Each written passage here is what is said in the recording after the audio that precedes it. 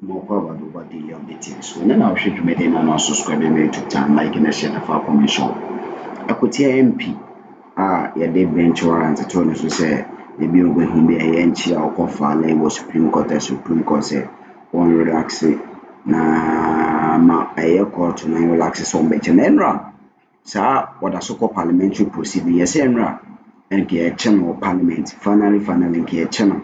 And one more Parliament. In joy and a reporter's answer. Bless you. Away from the courts, let's do some Parliament stories. Now, Minority says it will hold Defense Minister Dr. Ahmed Suale to answer questions on President John Mahama's decision to appoint new security chiefs. Speaking on Newz Desk earlier, ranking on Parliament's Defense and Interior Committee, Reverend Johnny.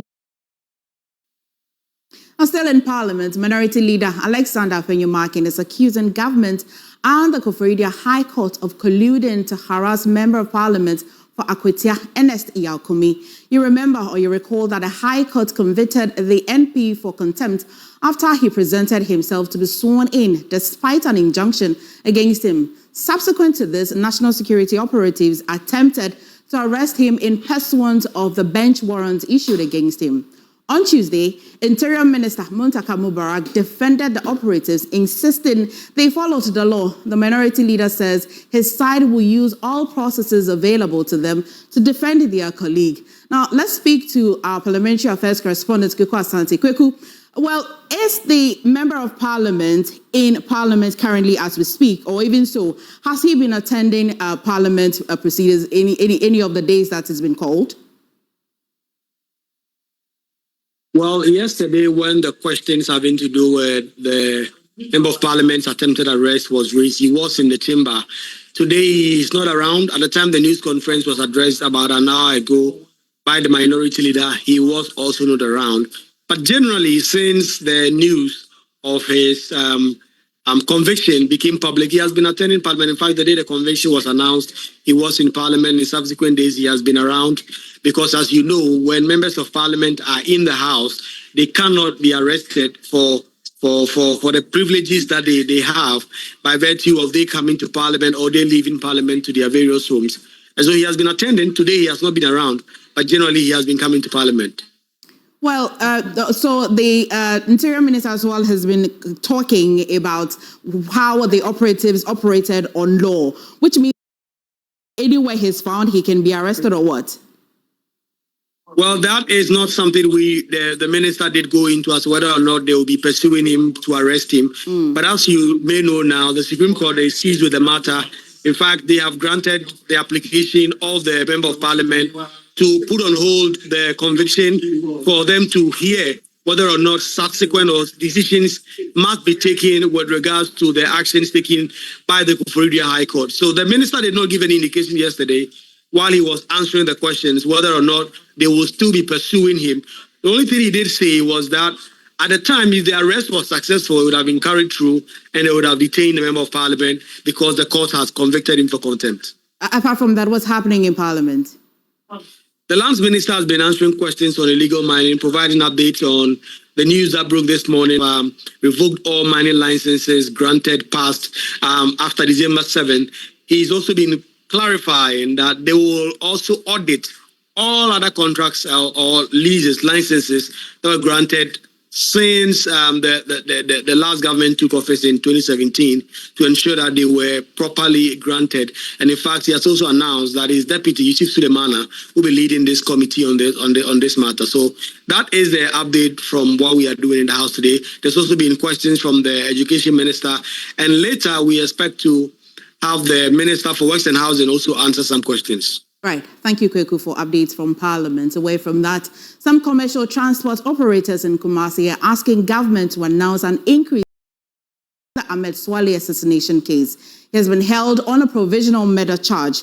The arrest and arraignment of Daniel Owusu Kurante, managing director of Aspire Company, marks a major breakthrough in the case that has gone cold for years, raising concerns about security and safety of journalists in Ghana. Ahmed Suale was shot and killed by armed men near his family house in Medina on January 16, 2019, after he collaborated with the BBC on an investigative piece about corruption in African football. Here is legal affairs correspondent Lateef Idrisu with updates. Near his residence here at Medina, 6 years. And today, the first suspect, and preliminary, he's been charged with murder. He's been arraigned here at the Medina Magistrate Court. Daniel Owusu-Koranting is a colleague, an investigative journalist, and a businessman. Today, he's been arraigned at the Medina Magistrate Court, and preliminary, he's been charged with the murder of Ahmed Suale. Today in court, prosecution told the sitting judge, Susie Nyakote, that the suspect, Daniel Owusu-Koranting, has admitted to taking photographs of the deceased, Ahmed Suale, but he has denied selling same photographs to the former member of Parliament for Asin Central, Kennedy Ejapon, who later brandished the photographs of Ahmed Suale on his Net2 television and encouraged his supporters to beat up the investigative journalist wherever they find him. But Daniel Koranting has told prosecution that he did not sell Ahmed Suale's photographs to the legislator. The prosecution told the court again that on the night Ahmed Suale was assassinated, call records traced Daniel Owusu-Koranting at the residence or within the neighborhood of Ahmed Suale. And immediately after his assassination, Daniel Owusu-Koranting, according to prosecution, fled the neighborhood to his Amasaman residence. These are the facts as presented by prosecution here at the court. That, according to the lawyer for Daniel Owusu-Koranting, and I'm talking about Kofi Esel, he said these are allegations, and he described those allegations in court as being shambolic and urged the court to grant his client bail. The judge, who I must say was equally surprised at the murder charge leveled against Daniel Owusu-Koranting, questioned the prosecution that if a charge sheet on an offense of murder. First, we're talking about abatement. Today, we sprung up with a surprise charge sheet with one count of murder. And they prayed the court to remand our client with no basis. you describe it as shambolic charge. Shambolic charge sheet. I said so in court, because they have nothing on our client. It's just a multitude of suspicions and allegations and hearsays that have been put together, and the law never crystallized any evidence. It is just for someone's career to shoot up, and someone has to go down, and that's what they are doing. It's just mere witch hunting, and we'll deal with it in the law courts. We are not media men, we are not journalists. We'll deal with it in the law courts. So the investigation is being perpetuity. We started this investigation in 2019. We invited our clients, we said we will come, and we missed out on one day. We come arresting him. We want a remand. I wouldn't want to say more. We don't want to go into details on it. Yes. You are coming back on the 1st of April. So we'll be here.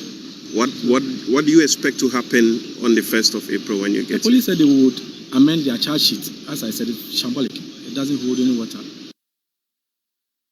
Today, I stand before you not just as a journalist, but as a witness to history, a child of Ghana's turbulent past, and a soldier in the fight for truth. Yesterday, in the Essex County Superior Court of New Jersey, an 8-member jury delivered a unanimous verdict holding Kennedy Ejapon, former Ghanaian MP, liable for defamation and awarding damages of $18 million. The ruling is more than a legal victory. it is a profound affirmation that truth matters, that justice is not a privilege of the powerful, and that the arc of history does indeed bend towards righteousness. My story begins long before this moment. I was born at the 37 Military Barracks in Accra, the son of the soldier who served in an era where power belonged to those who wielded the gun. I grew up watching my nation transition from military rule to democracy, witnessing firsthand the struggle of ordinary Ghanaians yearning for justice, transparency, and accountability. When Ghana finally embraced democracy, I knew that safeguarding it required more than just laws. It needed the unyielding courage of those willing to hold power accountable. That is why I chose journalism, not as a career, but as a calling. Over the years, my team and I have exposed corruption at the highest levels, from the corridors of politics to the halls of justice. But in fighting the corrupt, one becomes a target. Mr. Japan, in a desperate bid to silence me, labeled me a land grabber, an extortionist, a murderer, a tax evader, and a blackmailer who ought to be hanged. These were not just lies. They were calculated attempts to destroy my credibility and put my life in danger. While Ghana's legal system failed to deliver justice in 2018, the U.S. court upheld truth. This case was not easy. Proving defamation in the United States requires establishing actual malice by a clear and convincing evidence standard, one of the highest legal thresholds in the world. That the jury ruled 8-0 in my favor on every count is a testament to the fact that Mr. Japan acted with reckless disregard. Regrettably, Ghana's justice system has not always lived up to the principles of fairness and impartiality.